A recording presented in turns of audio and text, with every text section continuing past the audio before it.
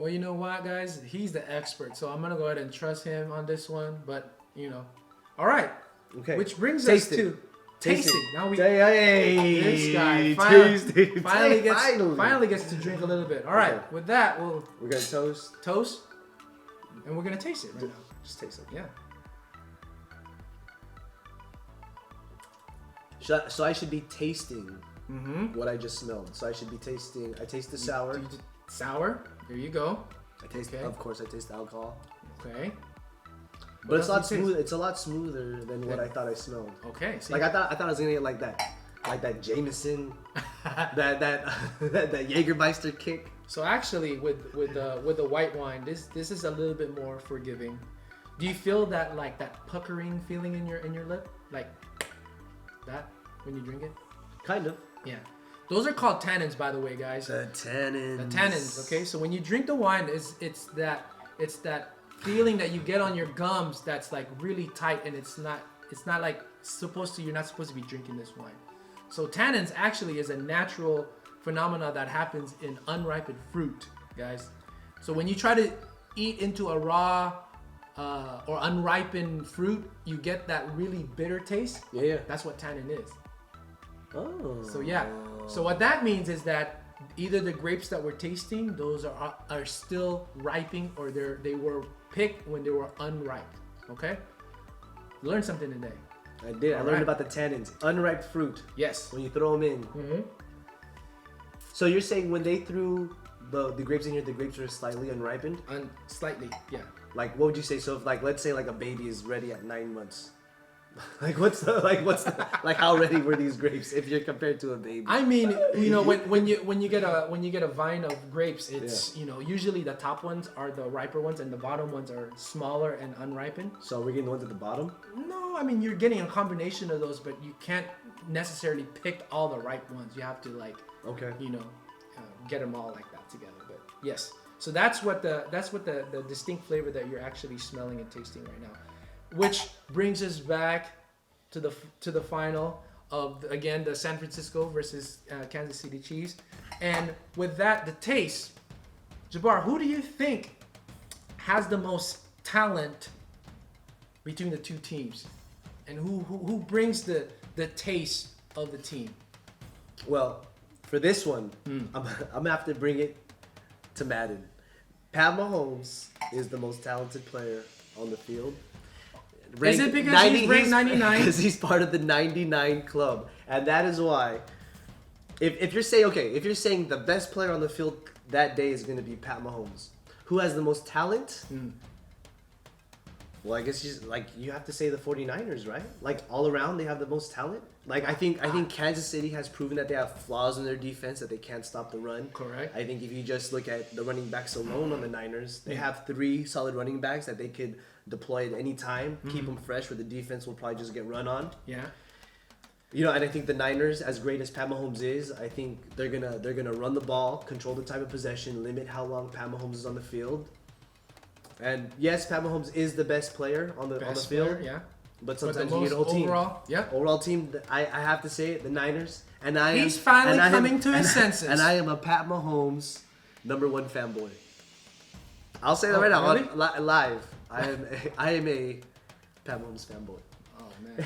So yes, I have to agree with what he said, because yes, Casey has the best talent in Mahomes, but I think overall the most talented team is the San Francisco 49ers. And I think this is the reason why I think they're going to win. Did you know that the 49ers are actually underdog by 1.5 points?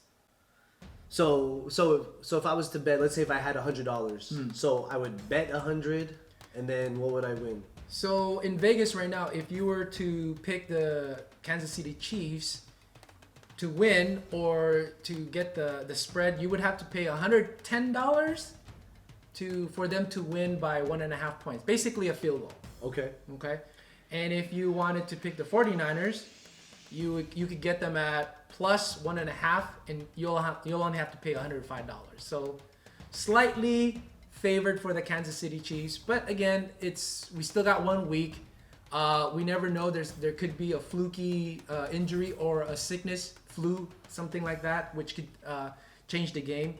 But or a blackout, you know what I'm saying? last time the 49ers played, yeah, there the was 49ers a blackout. played, yes, at the Superdome. Oh no, at Mercedes-Benz. I'm telling you, that's the New Orleans game. So with that, which brings us to the next segment of the show, which we're going to talk about the spread here, and it's going to be called Touch It, Tease It, and Toss It. And then pull my hair. Touch it. So I'm gonna ask you a few questions. Touch it, tease it, or toss it. Okay. The Kansas City Chiefs winning by a field goal. Do you either touch it, tease it, or you're gonna toss that game? Just because that's such a hard call, because I already said the Niners would win. I'm gonna toss that one. Ooh, smart man. I will toss that one because I wouldn't know what to. Because I want the Chiefs to win. My heart says touch that one, but the logical side says if I already said the Niners are gonna win, I'm just gonna toss it. I'm gonna toss it. All right. For me on that bet, I'm going to tease it. I'm gonna add 10 points to that. So I'm gonna add 8.5 to the Kansas City Chiefs. I actually think the Chiefs are gonna win too. I do. You think? But by maybe by a field goal actually. All right. So you're adding 10 points. So what you're saying is if it's they're getting -1.5. So now you're saying -11.5. No, they're gonna get 10 additional points. So they're gonna get plus 8.5. Oh. Yeah, backwards. Yeah, 8.5. So you would that's what the teasing does. Tease. Okay. If you guys don't know what tease means, you're just adding points to the spread. So, okay. The next one is the over/under 54, which is a little tricky. So again, Jabbar, over/under 54. Do you touch that, tease it, or just toss it?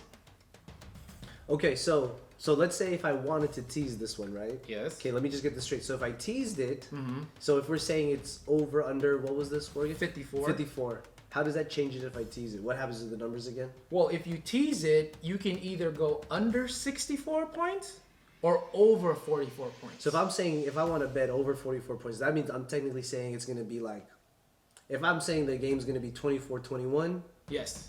That means so I'm going to bet the over on that because I think the game is going to be 24-21. All right. Man, that's a bold prediction. I don't know to who. I just said 24-21. I it don't could know, be guys. 24 Niners and Chiefs, 24 Chiefs, whatever it is. Okay. But as a disclaimer, guys, this is not a gambling site whatsoever. Okay. This is merely our opinion, and this is nothing. Please don't go to Vegas and say those two guys said that the final score is going to be 24-21. Okay. Yeah. And if it is, it's his, not mine. All right. That's a very good call. So then I'm going to tease that one because I think it's going to be 24-21. If it's over 44 points, to me that's an easy one to call. Because to me that's like it could be as high powered as these offenses can be. Yeah. Defense and I think I'm going to meet somewhere in the middle. It's not going to be low scoring because these offenses are too talented. Yeah. Kyle Shanahan. Yeah. Andy Reid, Pat Mahomes. And then I'm not going to say they're going to go Jimmy off G? and go crazy. No Jimmy G in there? I said superstars, bro. Like good, like talented. Okay, man. No, but you know what I mean? So I'm going to say over 44. I think that's safe. I'm going to tease that one. Okay. All right.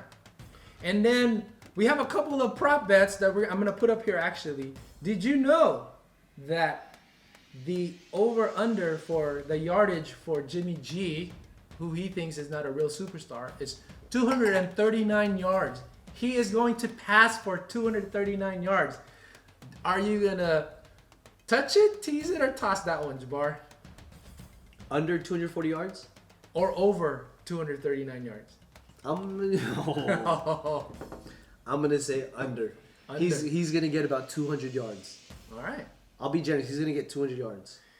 And as much as I love the San Francisco 49ers, I'm going to go ahead and agree with that too. I'm going to touch that one. I mean, Jimmy G, he would have to throw for 10 completions, and half of those completions have to go for 40 yarders just to get there. Yeah. So, I don't know I think they're going to run the ball more. I don't think he's going to get, like, even if we go back through his stats through the past couple games, he hasn't really blown it up. Like he hasn't torn it up. Like it's been that running game. Yeah. Well, here we go. Shameful plug opportunity. Sorry. So we're gonna swirl it. Yep. I'm gonna smell for those Sauvignon grapes. Yes. Is that proper? I'm gonna try this swirl this time, guys. Yes. I'm gonna try this swirl. Just swirl it. I'm gonna watch for the legs. And you say, wait, the slower the drip? The slower the drip, the more alcohol content it is. But we kind of cheated already. We saw that it's 13.1. Oh, okay. So alcohol by volume. So traditionally, we would try to guess it before we look at the Yes. answer. Oh, And actually, just like life. Actually, the criteria that we just used, it is the exact criteria that most sommeliers use. They look at the color first, they smell the wine, and then they taste it. And Somalians? Then, no, sommeliers. You got people from Africa smelling this wine? I'm just kidding. All right, my brother. Thank you. Yes. So final thoughts, just to kind of recap real quick.